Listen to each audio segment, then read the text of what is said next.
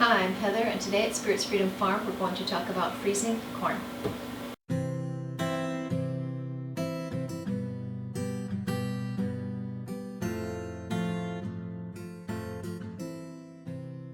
Okay, today we are going to talk about freezing corn. We've talked about freezing fruit when we did our video on freezing peaches, and we mentioned that freezing vegetables is a little bit different. One of the things that we need to do for vegetables is to blanch them before we freeze them. And that's not a safety issue. You know, when you can vegetables or other low acid foods like corn, beans, carrots, meat, those need to be pressure canned versus water bed canned, and that is for safety, so that food stays on the shelf and can be eaten safely. We blanch vegetables first before we freeze them because of taste, and that's not a safety issue. A lot of these sugars will be converted into starch in the freezer. There's enzymes working and doing their thing here, and when we blanch the vegetables, we stop that enzyme action. So the first thing you want to do is find some corn, fresh corn on the cob. Our neighbor grows very, very good corn, very sweet.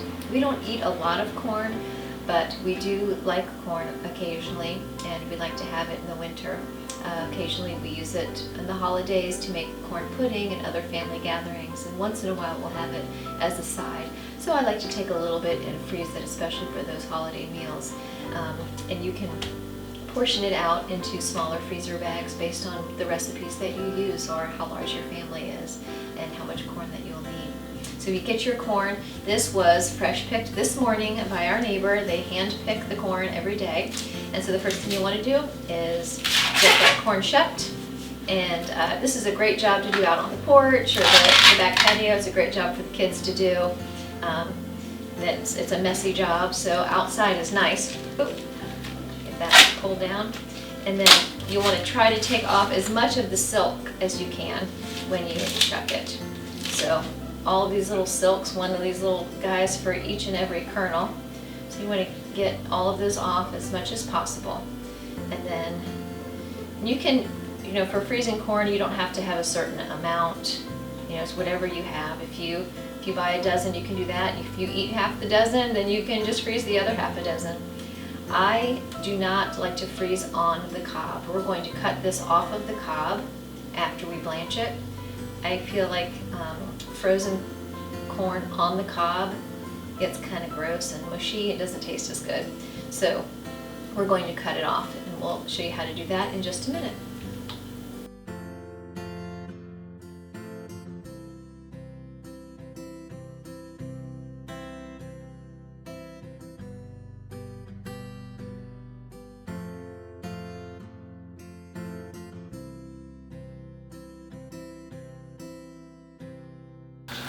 Okay, we're going to blanch the corn on the cob in boiling water for just 1 or 2 minutes, maybe 3 or 4. It depends on how long you're going to have it frozen, because it's not a safety issue. It's just a taste issue. It won't matter as much. A minute or 2 in boiling water will get it to stay. It'll stay tasting pretty good for a couple of months, a few months. If you're going to keep it longer, like almost a year, you may want to blanch it for 3 to 4 minutes. So we want to get this back up to boiling and boil it for about 3 minutes, because I may keep this a little bit longer. Another thing you can do if you like is to cut the kernels off the cob before you blanch it and just cook it on top of the stove really quickly. But I find this way a little bit less messy, so we're going to do it this way. Blanch it for just a minute. Okay, these have been in the boiling water bath for 3 minutes, so we are going to take those out and put them into an ice bath for about 3 or 4 minutes. Okay, and we will leave these for 3 or 4 minutes before we take them out, and we're going to go ahead and keep the corn going into the boiling water.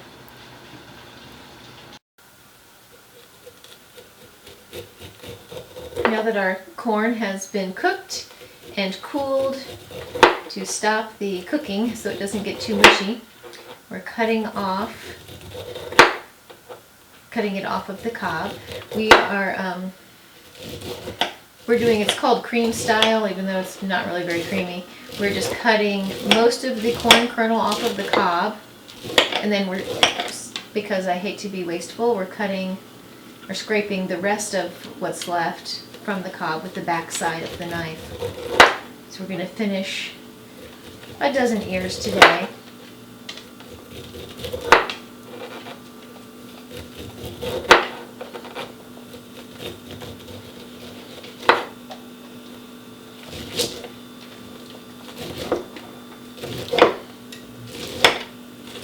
And we're using this, we heard about this trick using a bundt pan with the hole in the middle to help scrape the corn and cut the corn off of the cob. And it really does work very well. So you just rest the ear of corn in the hole and cut it down, and all of the corn that's being cut off is caught in the pan. And it's much easier to control the mess and the corn and all that way.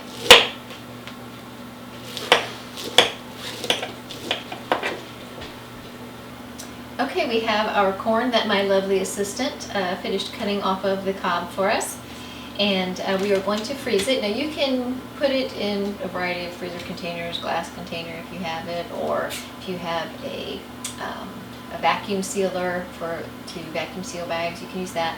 I'm just going to use a zip bag here, and I'm going to, this is a dozen ears, I'm going to put about half of that in here, and that's a good size for what we would normally use. I may do some of this in 2-cup portions for corn pudding, because that's about what we use for a recipe of corn pudding. But if you have a lot of gatherings that you go to, or have large gatherings for church, or huge family reunions where you would have to bring a large dish to share, then fill the bag up as full as you can so that you can thaw that and share. It's really, really good.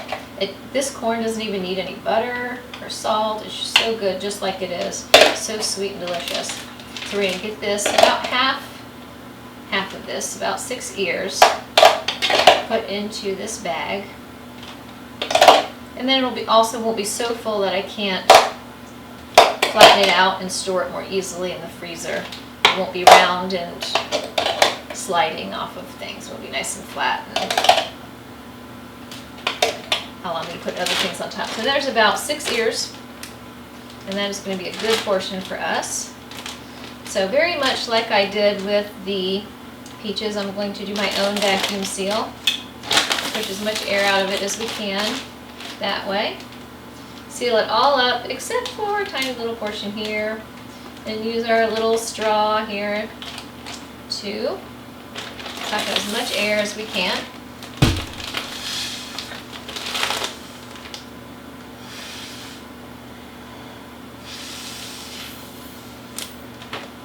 And there we go, just like vacuum sealed.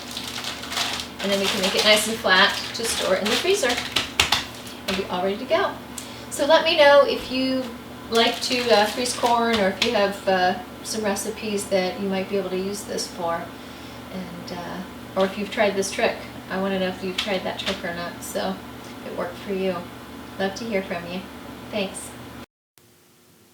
Please visit the blog post linked in the video description below for more information about this video and the supplies used.